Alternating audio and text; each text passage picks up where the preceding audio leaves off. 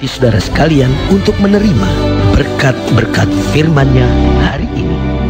Pada dasarnya Tuhan yang kita kenal dan kita panggil di dalam Yesus Kristus adalah Allah yang mau agar kita selalu meraih yang terbaik dalam kehidupan keseharian kita. Nah, mungkin ini membongkar konsep pemikiran banyak orang, karena banyak orang berpikir bahwa Tuhan itu Allah yang keras, Allah yang tegas, Allah yang gak main-main. Kayaknya dia susah sekali untuk memberkati kita. Mungkin kalau hidup kita sama sekali gak ada cacatnya, gak ada kekurangannya, nggak ada kesalahannya.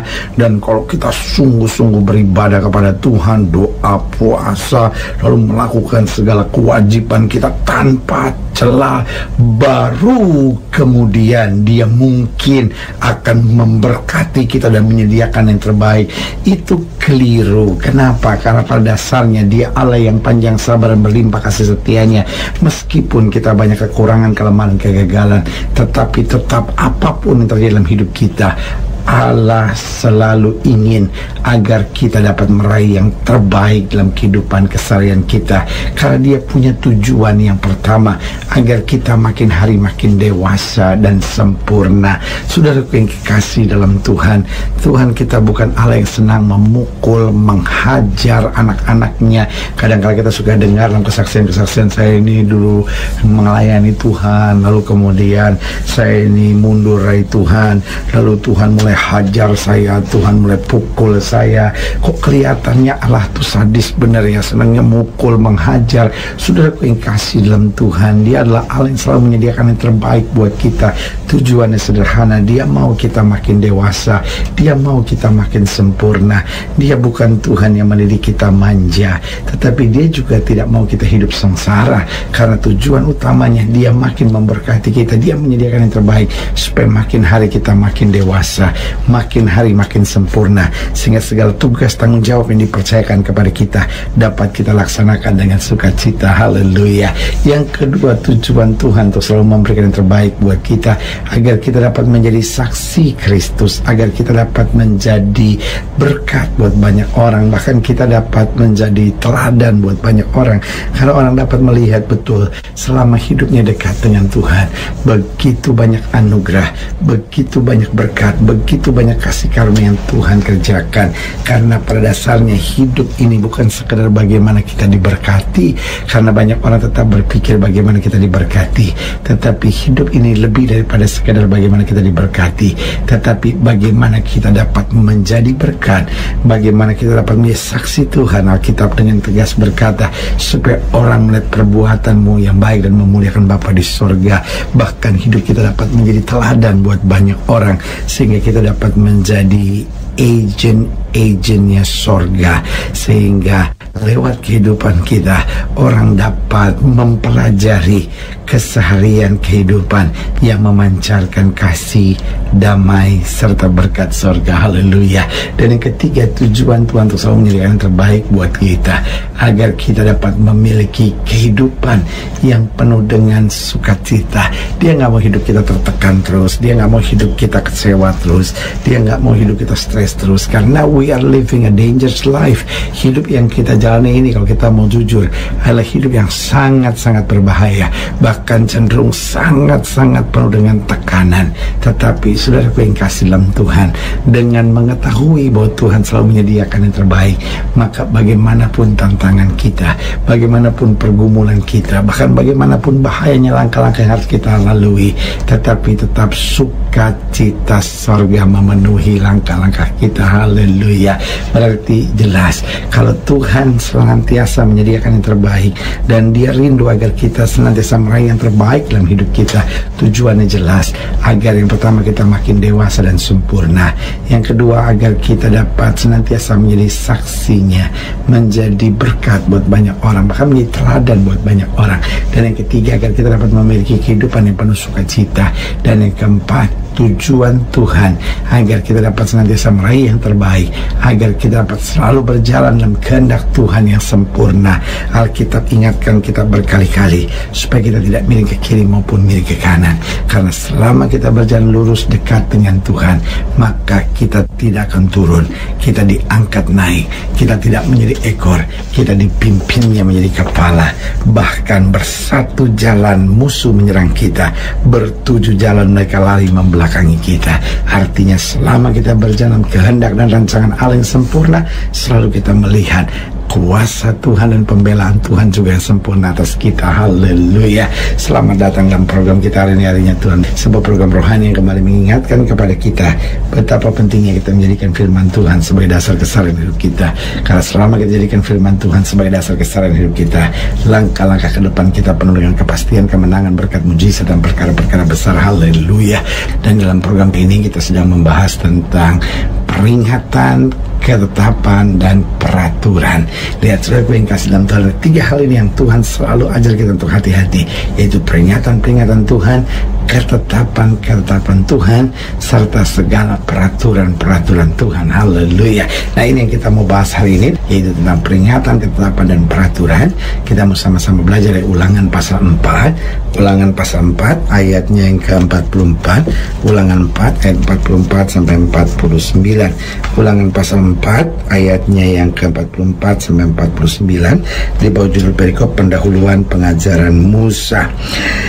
Inilah hukum Taurat yang dipaparkan Musa kepada orang Israel. Inilah peringatan, ketetapan, dan peraturan. Perhatikan kalimat ini. Tuhan menjelaskan pada ayat yang ke-45. Inilah peringatan, ketetapan, dan peraturan yang dikatakan Musa kepada orang-orang Israel dalam perjalanan mereka keluar dari Mesir, di seberang sungai Yordan, di lembah di tentangan Bet Peor, di negeri Sihon raja orang Amori yang diam di Heshbon, yang dipukul kalah oleh Musa dan orang Israel dalam perjalanan mereka keluar dari Mesir. Negerinya diduduki mereka, dan juga negeri Og, raja negeri Basan, kedua-duanya raja orang Amori yang diam di seberang sungai Yordan di sebelah timur, mulai dari Aroer di tepi sungai Arnon sampai ke gunung Sirion, itulah gunung Hermon, serta seluruh dataran di seberang sungai Yordan di sebelah timur, sampai laut Araba di kaki lereng gunung Pisgah.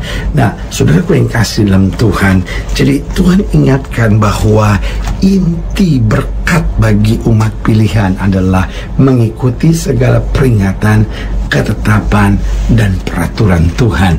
Jadi jelas Tuhan mau kita meraih yang terbaik, Tuhan juga mau kita menjadi berkat. Tetapi untuk itu Tuhan memberikan peringatan buat kita, hal-hal apa yang boleh, apa yang tidak boleh, ketetapan-ketetapan, langkah-langkah yang harus kita jalani, serta peraturan-peraturan yang tidak boleh kita langgar, supaya kita beruntung, kita berbahagia, dan kita berkemenangan, serta kita berhasil dalam langkah-langkah kita. Nah, kalau kita bicara peringatan, ketetapan, dan peraturan, berarti ada 4 hal yang perlu kita catat di sini. Yang pertama, segala peringatan, ketetapan, dan peraturan harus kita jalani dengan sukacita. Tuhan nggak mau kita sekedar taat, tapi Tuhan mau kita menikmati ketaatan kita. Jangan sampai kita jadi orang percaya yang mungkin doa, tapi kita nggak ada sukacita.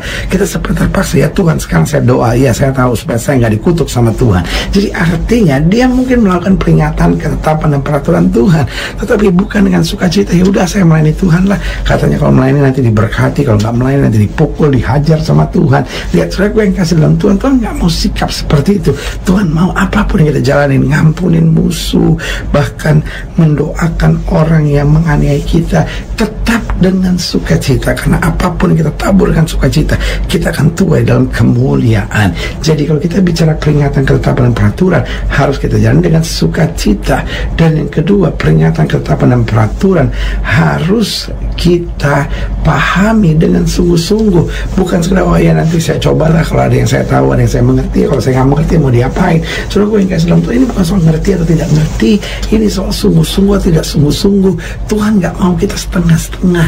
Karena saudara gue yang kasih dalam Tuhan, ada banyak orang yang berpikir yang penting yang kita ngelakuin walaupun baru sedikit. Saudara gue yang kasih dalam Tuhan, Allah nggak bisa dipermainkan seperti itu. Tuhan nggak mau kita sedikit-sedikit, Tuhan nggak mau bahkan kita setengah-setengah.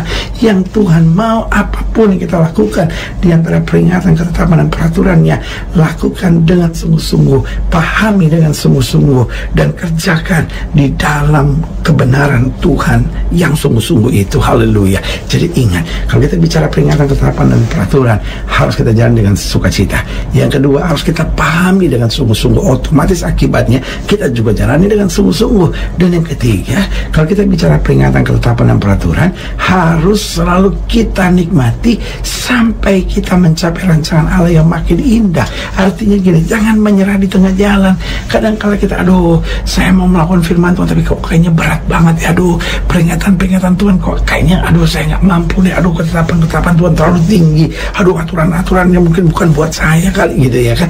Nah, jadi kita jalan setengah lalu kita jatuh lagi. Yang Tuhan mau kita nikmati sampai mencapai rancangan Allah yang makin hari makin indah itu.